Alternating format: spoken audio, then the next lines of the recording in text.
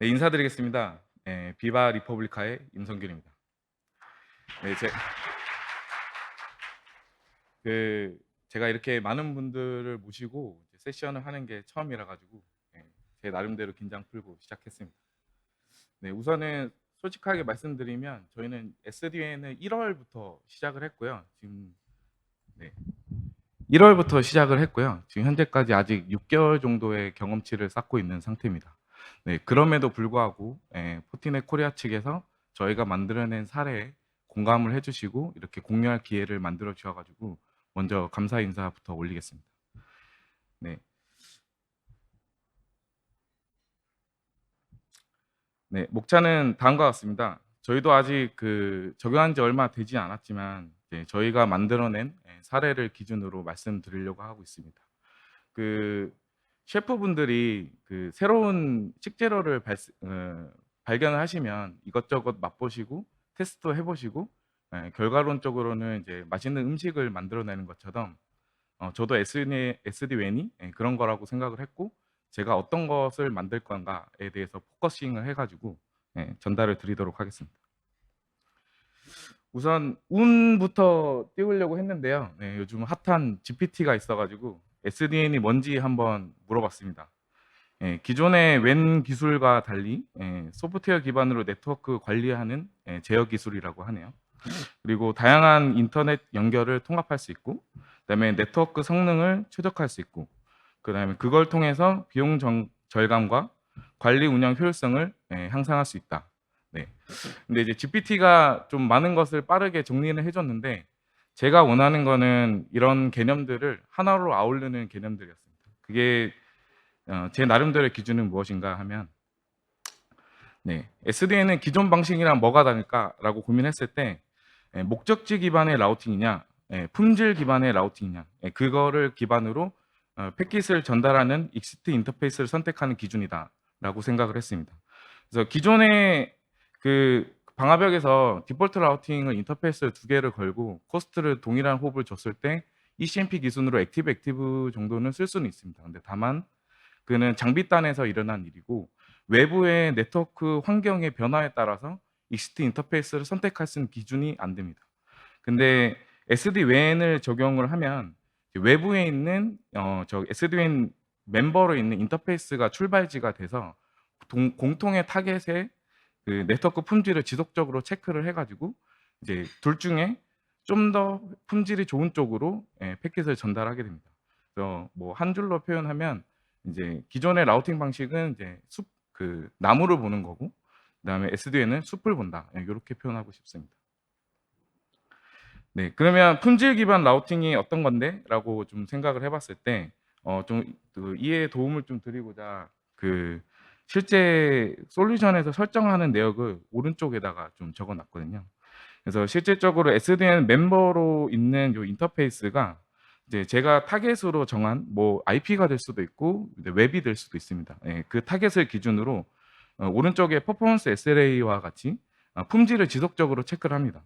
그게 레이턴시가 될 수도 있고 패킷 로스가 될 수도 있고 지터라는 방식이 될 수도 있습니다.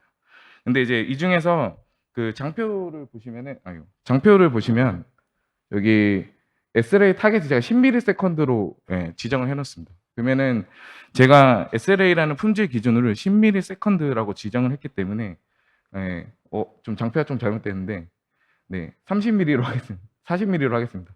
40mm로 타겟을 정해놨을 때에는 요 위에 있는 500ms로 이제 지연 품질이 발생한 놈은 이제 SLA에 제가 설정한 SLA에 품질이 어긋나게 됩니다. 이런 인터페이스가 이제 지정이 되고 실질적으로 그 품질의 기준에 따라서 목적지에 인터페이스가 정해지게 됩니다. 그래서 SLA에 기반한 패킷을 전달한다. 이게 실질적으로 이렇게 동작한다라고 볼 수 있습니다.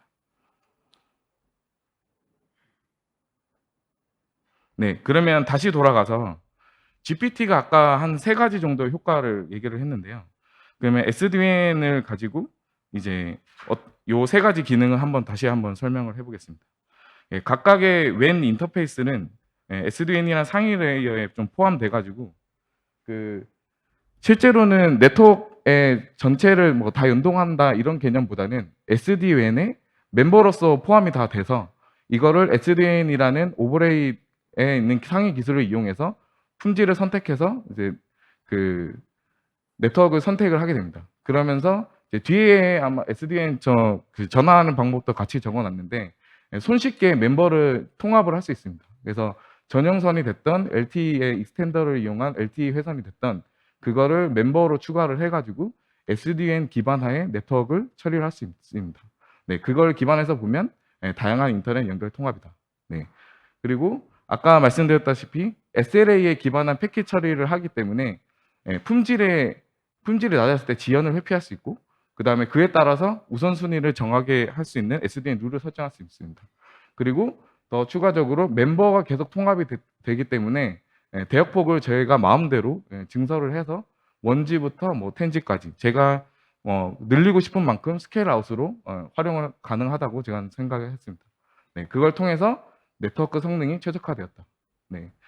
그리고 조금 중요한 포인트 있을 수 있는데요. 기업 담당자 입장에서는 신기술을 적용할 때 비용을 조금 더 고민하게 됩니다. 그래서 저 같은 경우에는 이제 그 보통 기업용 회선을 SLA가 포함된 회선을 가격이 조금 비싼 그런 회선을 계약하게 쓰게 되는데요.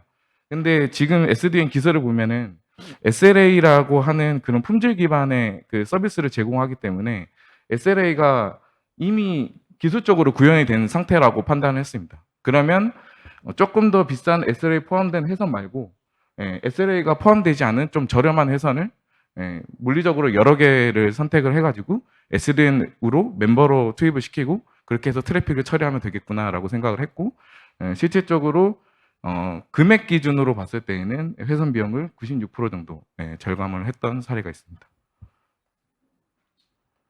네, 그래서 이제 제가 예전에 SDN 기술을 좀 적용해 보려고 예전에 좀 알아보고 그랬었는데 그때는 왜 적용을 못했을까라고 좀 생각을 해봤습니다. 그래서 보통 SD-WAN이잖아요. WAN이라는 용어 자체가 이미 네트워크 경계에 있다라는 걸 의미합니다. 근데 일반적으로 유저망에 WAN이 위치한 장비는 보통 방화벽에 위치하고 있죠. 근데 4, 5년 전에는 SD-WAN이라는 기술이 처음에 출시를 하고 전용 장비가 먼저 나와 있었습니다. 근데 이거를 제가 판단하기에는 WAN의 보호도 하면서 SD-WAN을 적용하고 싶은데 이걸 좀 통합으로 제공하는 솔루션이 없나?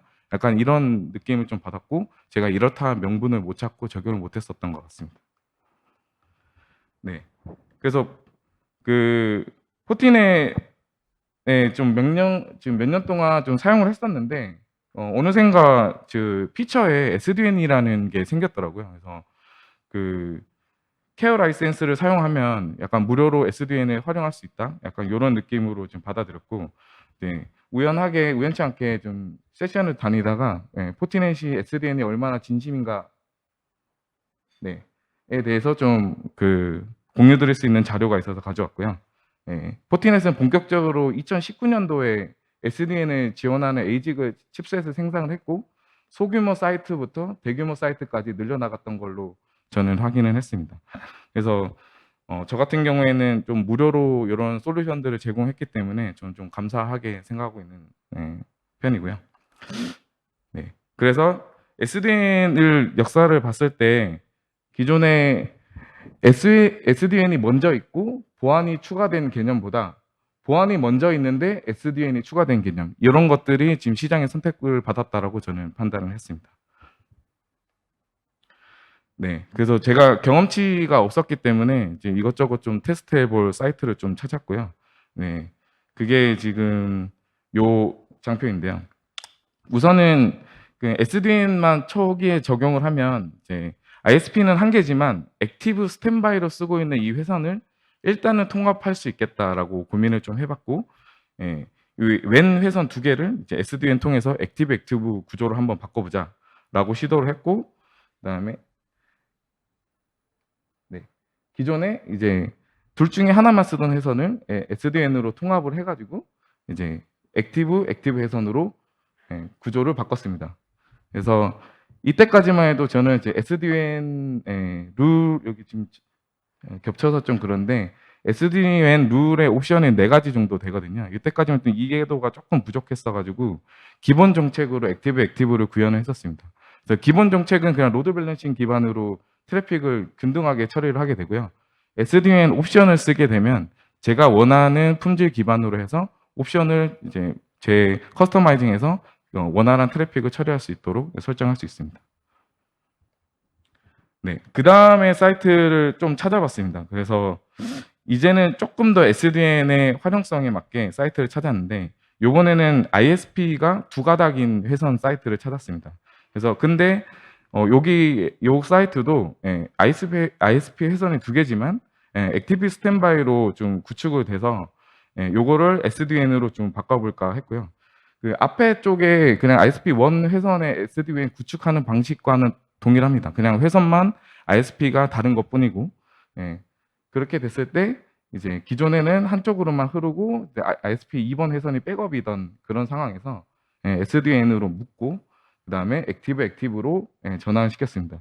근데 요 같은 경우에는 회선이 ISP가 다르기 때문에 기본적으로 품질이 네트워크 상황에 따라 달라질 거라 생각을 했습니다.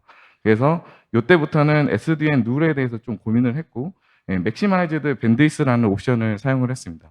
이 옵션 같은 경우에는 제가 타겟으로 설정한 SLA의 품질을 체크를 하고 여기 만족하는 회선만 패킷을 처리를 합니다. 그럼 여기에서 품질이 ISP 2번 회선이 제가 세팅한 SLA 회선의 품질에 어긋나게 되면 패킷을 처리하는 멤버에서 제거를 시켜버립니다. 그러다 보니까 이제 품질이 낮아지면 품질이 좋은 회선으로만 패킷을 처리하는 그런 옵션이 되겠습니다. 네. 요때부터는 조금 더 SDN에 좀 진심으로 좀 됐던 것 같습니다. 딱 마침 좀 신규로 만들어내야 하는 사이트가 좀 생겨가지고 앞서 두 번의 경험으로 비용 절감 효과와 함께 SDN을 좀 적극적으로 활용해보고자 진행을 했습니다. 네. 상대적으로 좀 저렴한 SLA가 포함되지 않은 ISP 회선을 각각 계약을 했고요. 요 사이트부터는 처음부터 SDN으로 출발을 했습니다. 네. 그리고 각각의 ISP 회선 인터페이스에 생성된 IPsec 터널을 멤버로 활용해서 SDN을 구성을 했고요. 추가로 좀 더 고민한 게 이제 클라우드에 포트게이트를 좀 올려가지고 클라우드에 있는 포트게이트랑 온프렘에 있는 사이트에 있는 포트게이트랑 SDN으로 엮었고 그다음에 요 좀 앞서 있던 사이트랑 조금 다른 점은 기존에 이제 브랜치에서 나가는 SDN으로 패킷을 처리했을 때 딱 요 사이트에서 나가는 아웃바운드만 SDN이 되게 되고요.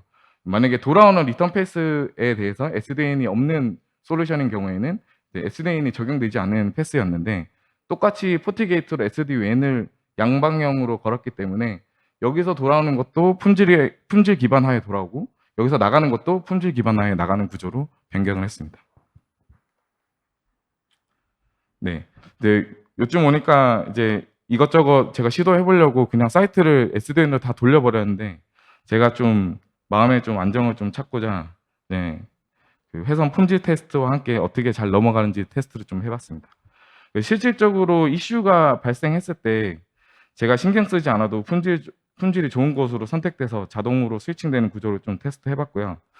우선은 간단하게 장애나 지연 상황을 좀 가정해가지고 SLA 중에 이제 패킷 로스율 50%로 설정을 했고요. 그래서 강제로 두 번째 IPsec 터널에 회선 헬스 체크 패킷을 좀 차단해가지고 차단율이 이제 패킷 로스율이죠. 로스율이 50%가 딱 지나갔을 때 SDN 로그가 이제 멤버에서 지금 잘 안 보이는데 멤버가 이제 2번 인터페이스가 품질이 떨어지면서 멤버에서 제거를 시킵니다. 그러면서 이제 50%가 넘어섰을 때에는 1번 회선만 강제로 패킷이 포워딩되는 구조로 바뀌고요. 실제로 SDN 룰에 갔을 때에도 1번 회선만 처리되는 구조로 변경이 됩니다. 이때 이제 기존에는 1번과 2번을 동시에 쓰다가 2번 회선을 버렸기 때문에 기존에 이제 1번에서 1번 가는 거는 이제 기존 동일한 회선으로 패킷이 처리됐었기 때문에 패킷 로스가 없었고 그다음에 2번에서 2번이 버려졌기 때문에 1번으로 전환되는 거에 한해서는 패킷 로스가 핑에서 한두 개 정도 빠졌던 경험을 갖고 있습니다. 네, 마찬가지인데 이제 같은 조건에서 복구되었을 때 화면입니다. 이제 이번 회선이 이제 SLA 품질이 좀 회복이 되면서 다시 내려갔죠. 네, 회복이 되면서 SDN 멤버로 다시 편입이 되고 트래픽 포워딩을 다시 시작하는 장면입니다.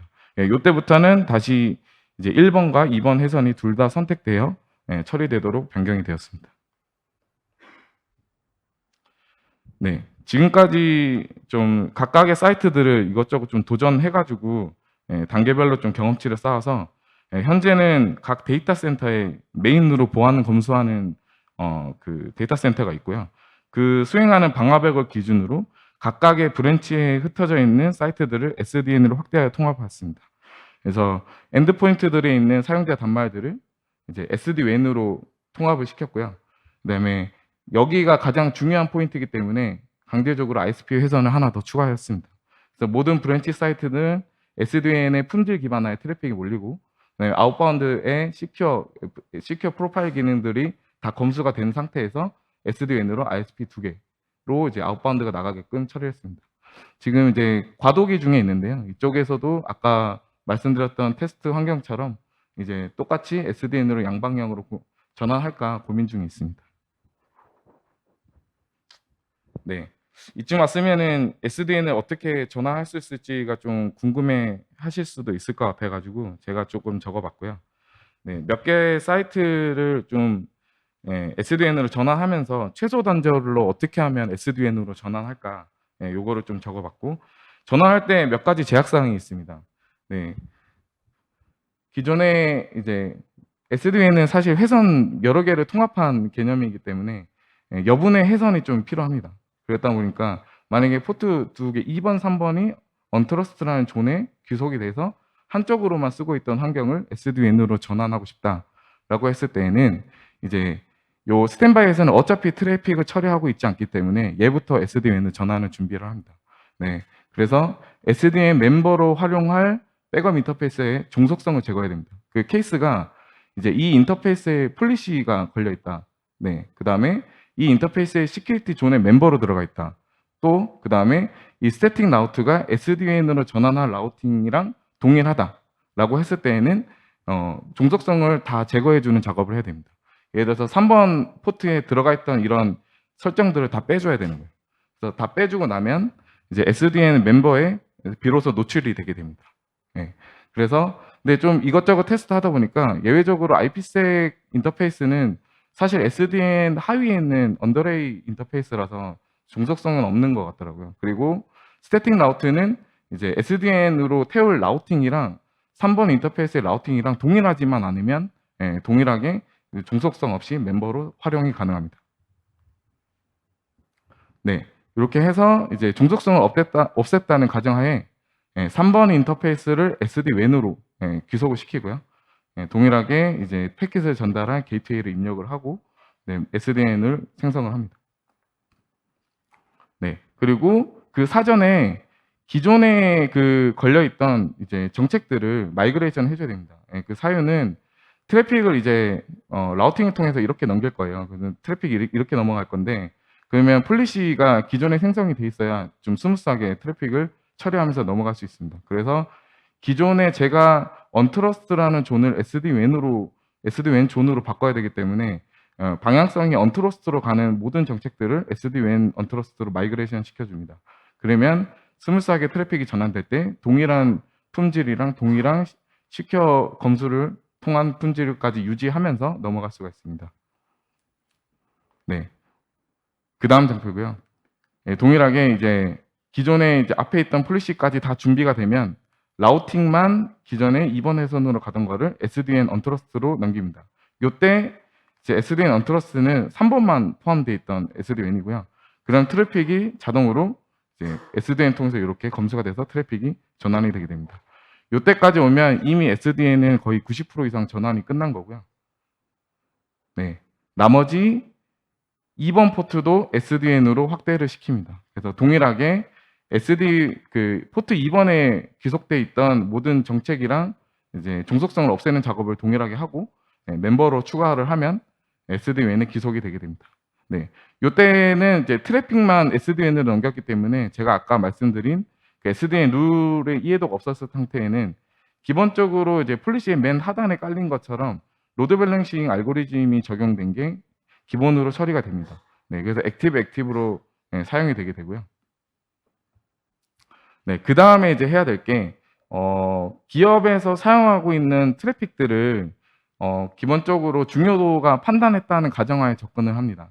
그래서 퍼포먼스 SL이라는 이제 설정이 일어나게 되고요. 아까 말씀드렸던 그 SDN 룰의 옵션이 약 4가지가 있는데 그중에서 매뉴얼 같은 경우에는 그냥 강제로 특정 인터페이스로 트래픽을 전환하는 것들. 뭐 저 같은 경우에는 게스트망이라든가 좀 불필요한 트래픽들을 요런 옵션을 통해서 처리를 했습니다. 그리고 베스트 퀄리티 같은 경우에는 이제 SLA 퍼포먼스 SL을 이용은 하지만 둘 중에서 그냥 품질이 좋은 그냥 패킷 로스율이 낮거나 또는 레이턴시가 낮은 요런 인터페이스만 강제로 선택을 합니다. 예, 그리고 요 세 번째, 네 번째부터가 제가 설정한 SLA 품질 기반으로 동작을 하고요. 예를 들어서 똑같이 품질은 결정을 하는데 저는 그냥 레이턴시 50ms/세컨드만 만족하면 돼. 저는 100ms/세컨드만 만족하면 돼. 요런 정택들이 들어가는 거고 세 번째, 네 번째가 그 SLA 품질을 제가 기준을 정해주고 그 다음에 트래픽을 처리하는 옵션이라고 보시면 될 것 같습니다. 그래서 똑같이 기본으로 SDN 룰은 PBR이랑 동일한 로직을 가진다라고 이제 스포티넷 다큐멘터리에 나와 있고요. 그다음에 트래픽을 이렇게 선정을 하고 제가 원하는 SLA 옵션, SDN 룰을 설정을 하고 트래픽을 처리하면 되겠습니다. 네. 그래서 지금까지는 이제 SDN에 대해서 좀 재료를 알아보고 어느 정도 이제 그 제가 원하는 그림으로 가고 있는데 앞으로는 이제 어떻게 할까에 대해서 고민을 좀 해봤습니다. 그래서 지금은 데이터 센터 1에다가 이제 ISP만 추가해서 브랜치 사이트를 하나의 SDN으로 이렇게 묶었지만 이제 요즘 좀 핫하게 멀티 DC가 지금 핫하게 지금 떠오르고 있는데 그걸 마찬가지로 데이터 센터를 하나 추가를 하고 손쉽게 SDN을 통해서 액티브 DR 센터를 구축할 수 있는 하나의 아키텍처로서 가져가려고 하고 있습니다. 조금 더 나아가서 기존에는 이제 데이터 센터 2개를 통합했다라고 하면 기존에 이제 포티넷에서 이제 아키텍처로 지금 알려주시고 있는 GTNA를 자체 구축을 해서 세시 아키텍처의 근간으로 활용할 수 있지 않을까 생각을 좀 해봤습니다. 그래서 GTNA 에이전트를 가지고 이제 원격 근무를 하는데 이제 각각의 브랜치 오피스들은 그냥 단순히 트래픽을 포워딩하는 구조가 아니라 이제 트래픽을 받아서 엣지 포인트로 엣지 아키텍처로 활용이 되고 그 트래픽은 이제 SDN을 통해서 안정적으로 데이터 센터로 이관이 됩니다. 거기에서 뭐 EMS라든가 세시 같은 보안 검수 기능을 통해서 양쪽의 아웃바운드로 통과되는 이런 구조를 좀 생각을 해봤습니다. 네, 제가 준비한 거는 여기까지고요. 내용이 괜찮으셨다면 구독과 좋아요, 박수 한번 부탁드리겠습니다.